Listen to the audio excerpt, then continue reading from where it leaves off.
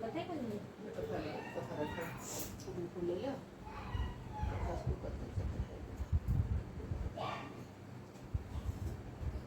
दोपहर से चाय चुकी हो अग्यारी चढ़ा दो अग्यारी कर दो देखा अग्यारी चढ़ा दो सब चीज अग्यारी रहेगी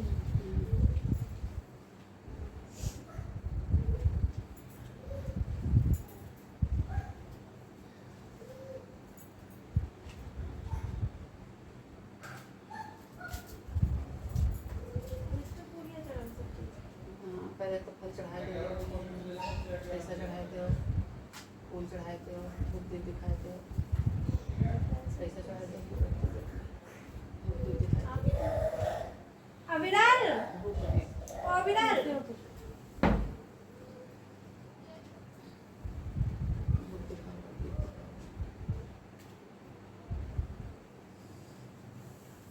अग्यारी नहीं बनाई नहीं वैसे वो वाला को नहीं डाला था सिर्फ यही पूजा का ही जो भाई तो जब किवाड़ा बहुत परेशान कर रही है ये चीज चढ़ेगी मम्मी फोट फोट जाके बत्ती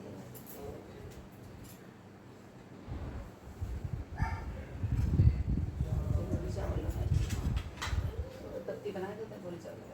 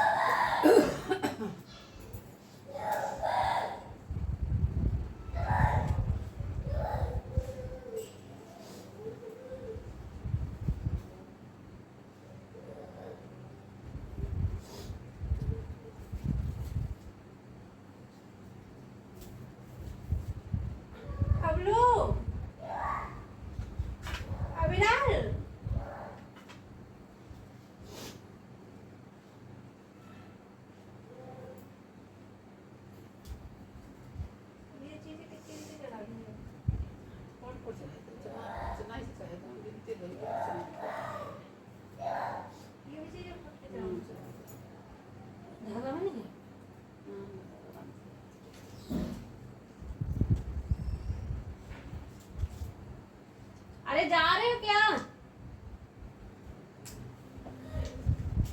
5 मिनट रुक जाओ बस 5 मिनट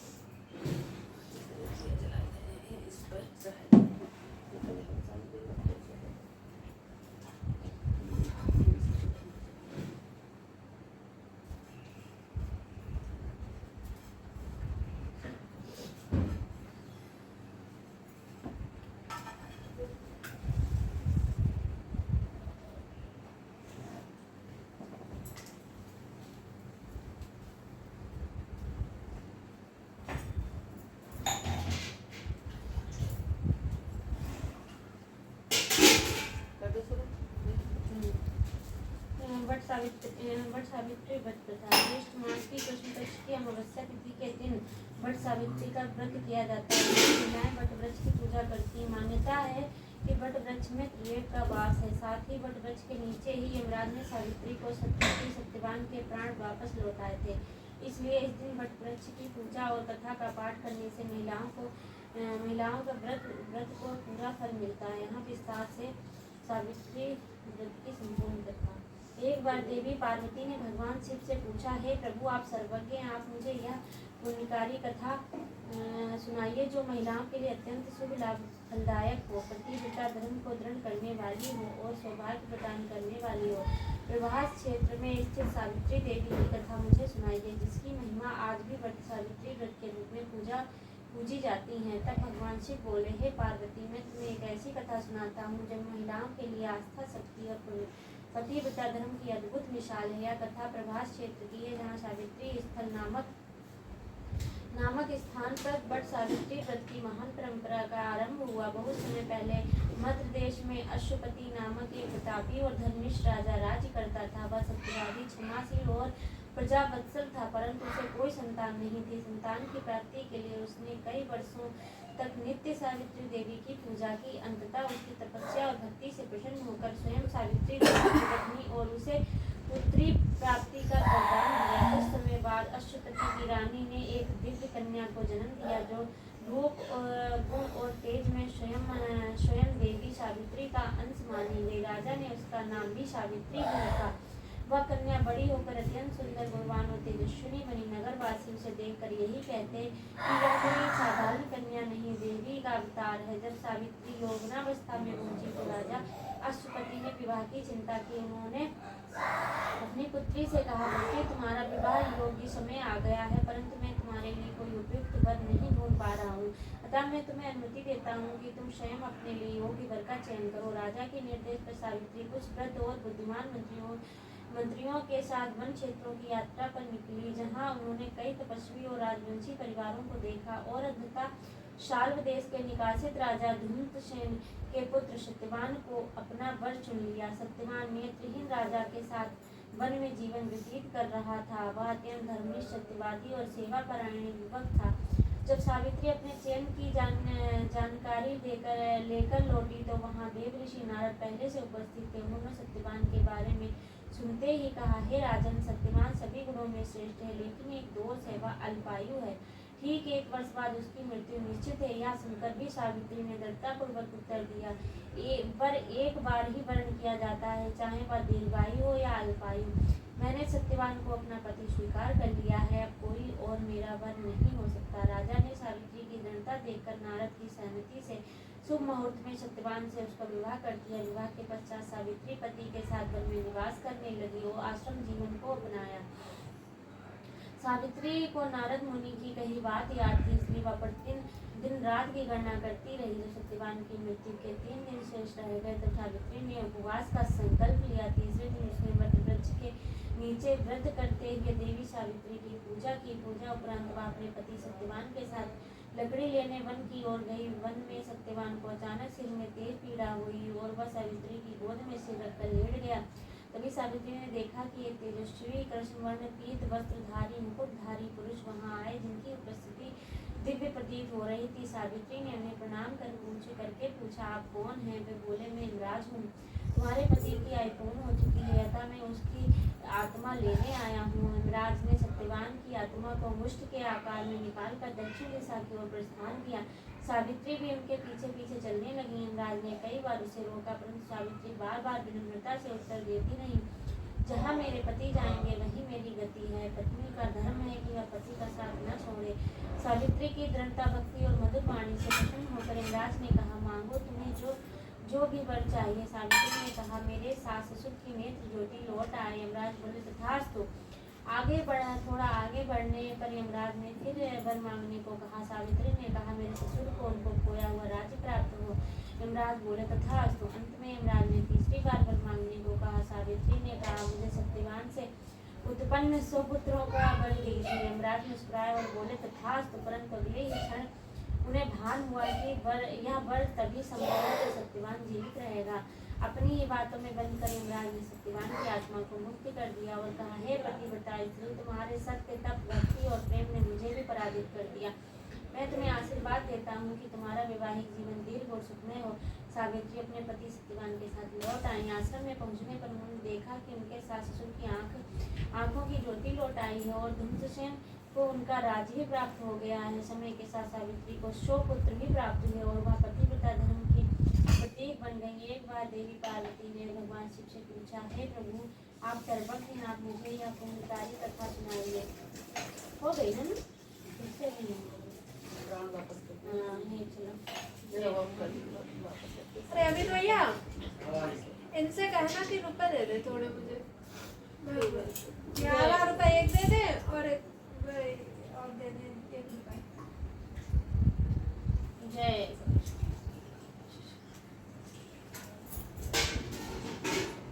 अब परिक्रमा बाकी है ना?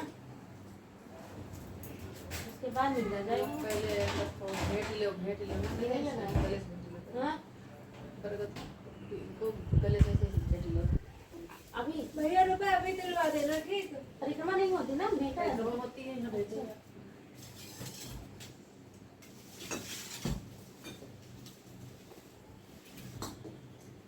आप भेज चुकी? भेजो। आरती दिखाए तो वैसे आरती तो कोई होती नहीं है क्या? आरती कोई पता नहीं हो। देखियो है आरती कोई शिव जी की देखो होती है, शिव जी की होती है। वो तो बस आरती सपना से आज और लोगों पे तो शिव जी की ना होती पूजा आरती तो पता था।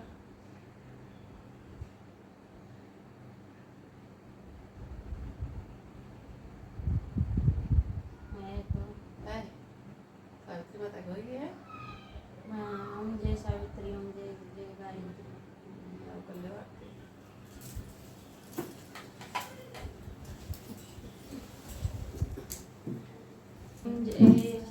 जय जय सावित्री ओम जय गायत्री अपनी अनुपम तेज से जग पावन करती।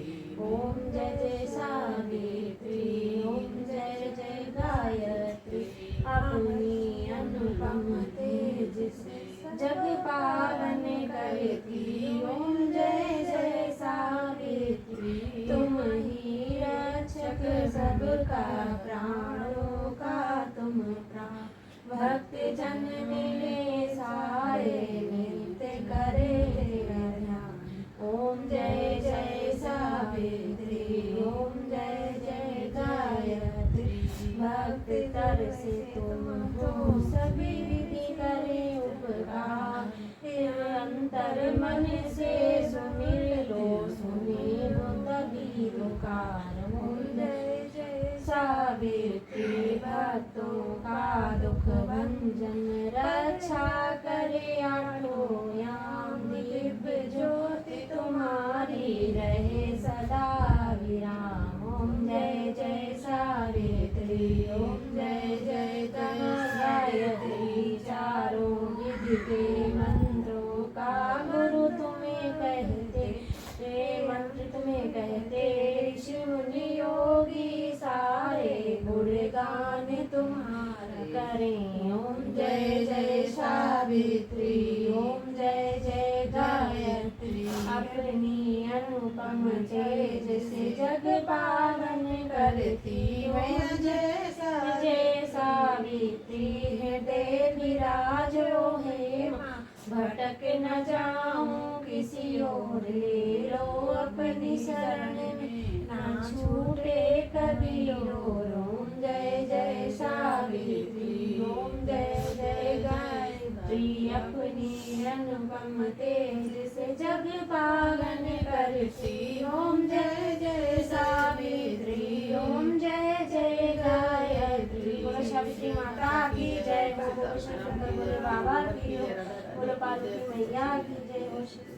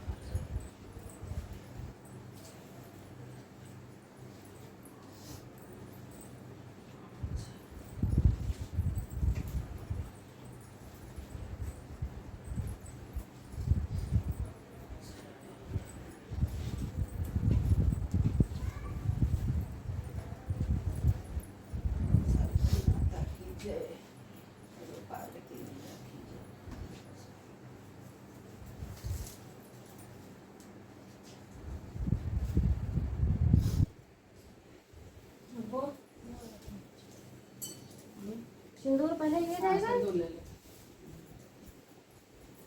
बस लेके और ऊपर अगर लगाया है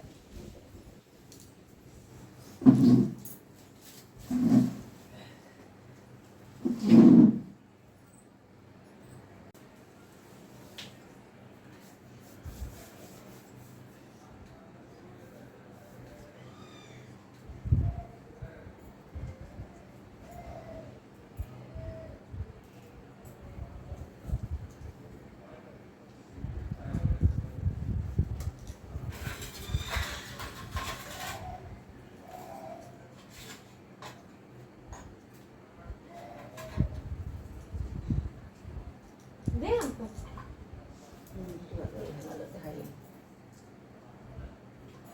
तीन तीन होने चाहिए थे, तब तो ढाई निकले। है ना साथ ये एक ढाई साथ निकलेगा, एक ये छोटा। आधा तुम ले आधा हम ले ना इसमें आधा करेंगे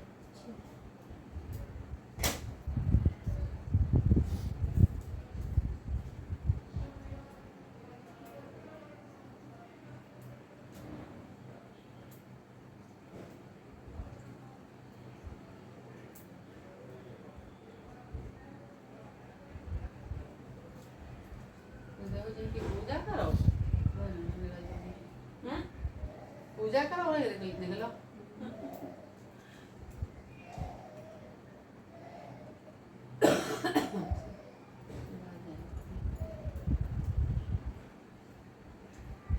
अच्छा हम लोग क्या नहीं, आप निकालती हो बोलती हो, हमारे लोग यहाँ ऐसे खाए।